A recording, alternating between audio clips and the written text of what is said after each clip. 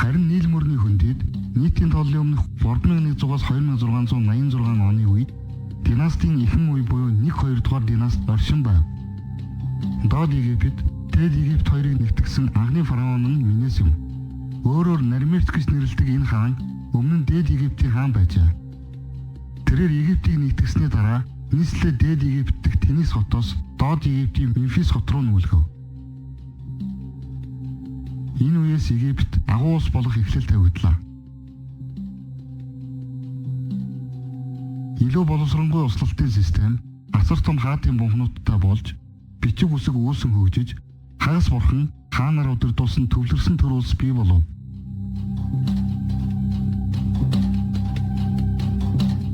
Ийхүү Египтийн эртний хаан тус байгуулагджээ. Тус улс цэцэглэн хөгжихийн хэрээр элбэг харьцангуй тогтвортой байдал ноёлж байлаа. Эртний хаан тусыг хэмжээшгүй эрх мэдэлт фараонд төр хатуу чангаар удирдах байв. Фараонуудыг хагас хүн, хагас бурхан хэмээн бишрэн шүтнэ. Шашин төрийг хослон баригч фараонууд өөрсдийгөө бурхан тэнгэртэй холбоотой гэлтгсэн сүр жавхлантай ёслол үлдэнэ. Фараонууд визир буюу төрийн сайд, түүний дор захирагддаг зөвлөхүүдээс бүрдсэн улс төр, засаг захааны асар том бүтцийг удирддаг байв. Тус бүтцэд ном гэж нэрлэдэг мужуудын амбан захирагч нар ч багтдаг. Фараонууд дангаараа захирагч эзэд байсан гэдэгч тэд өөрсдийн эрх мэдлийн нэлээд хэсгийг амбан захирагч нарт өгдөг байв. Эртний Египтүүд газар тариалан мал аж ахуй, загасны аж ахуй эрхлэн амьдардаг байжээ.